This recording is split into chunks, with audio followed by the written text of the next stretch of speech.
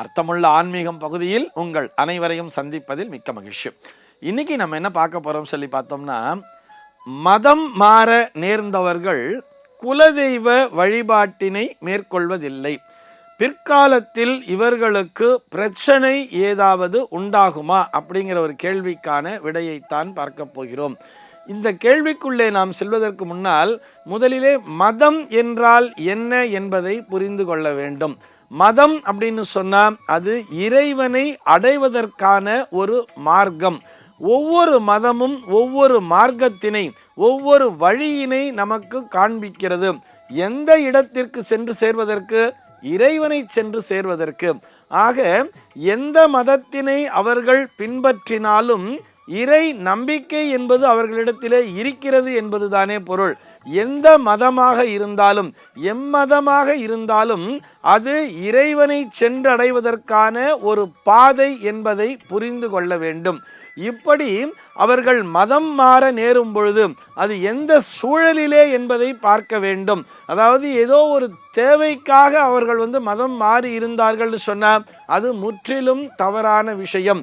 ஏதோ ஒரு தேவைக்காக அல்லது ஏதோ ஒரு விஷயம் நடக்க வேண்டும் என்பதற்காக ஒரு சில பேர் பார்த்தோம்னா அந்த திருமண ரீதியாக கூட மாற்று மதத்தை சார்ந்த பெண்ணையோ அல்லது ஆணையோ அந்த காதலித்து திருமணம் செய்து கொள்ளும் பொழுது அதற்காக கூட மதம் மாறுபவர்கள் என்பது உண்டு. ஆனால் இது எல்லாம் இது போன்ற ஒரு தேவையை நிறைவேற்றி கொள்வதற்காக மதம் மாறி இருந்தார்கள்னு சொன்ன அதனால் அங்கே பிரச்சனை என்பதுதான் உண்டாகும். அவர்களுக்கு நிச்சயமாக அந்த குலதெய்வ வழிபாட்டினை மேற்கொள்ளாததன் மூலமாக பிற்காலத்தில் நிச்சயமாக பிரச்சனை என்பது சேரும். ஆனால் அதே நேரத்திலே நான் இறைவனை சென்றடைய வேண்டும்.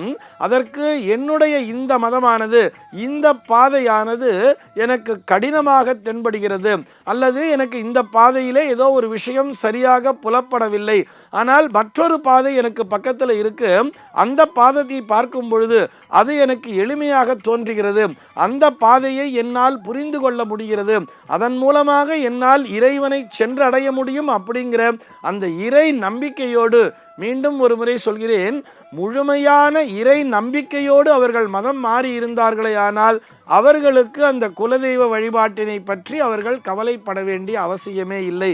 அவர்களுக்கு நிச்சயமாக பிரச்சனை என்பது வராது.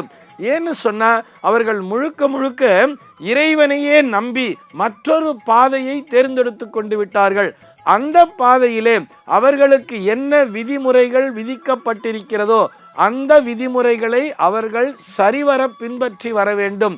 என்னுடைய உடலை வரித்து கொள்ளக்கூடாது, நான் சுகவாசியாக இருக்க வேண்டும் என்ற எண்ணத்தோடு வேறொரு மதத்திற்கு மாறி இருந்தால் நிச்சயமாக பிரச்சனை என்பதுதான் சேரும். முழுமையான மன தெளிவோடு மதம் மாறி இருக்க வேண்டும். அப்படி மாறி அந்த மதத்திலே சொல்லப்பட்ட அந்த கோட்பாடுகளை முழுமையாக பின்பற்றி வரும் பொழுது நிச்சயமாக இவர்களால் இறைவனை சென்றடைய முடியும். இவர்களுக்கு அந்த குலதெய்வ வழிபாடு பிரச்சனை என்பது உருவாகாது.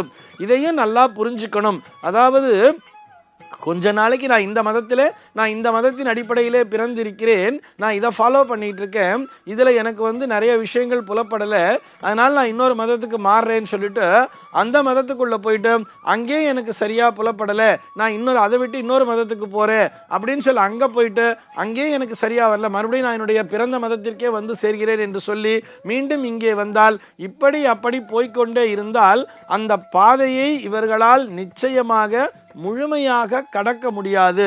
அங்க துவங்கிய இடத்திலே தான் நின்று கொண்டிருப்பார்களே தவிர இவர்கள் அனைவருமே இரண்டுங்கெட்டானாக நின்று கொண்டிருப்பார்கள். இவர்களுக்கு கண்டிப்பாக அந்த வழிபாட்டினை மேற்கொள்ளாத தோஷம் என்பது சேரும்.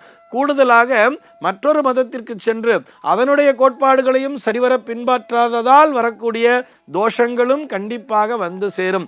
மதம் மாறுவதற்கு முன்னால் இவர்கள் அனைவருமே கவனிக்க வேண்டிய விஷயம், எனக்கு முழுமையாக நான் இறைவனுடைய திருப்பாதங்களை சென்றடைய வேண்டும், அதற்கு எனக்கு எது தெளிவான வழியை காட்டுகிறதோ, முதலிலே மீண்டும் நான் அந்த ஆரம்பிச்ச இடத்துக்கே வரேன்.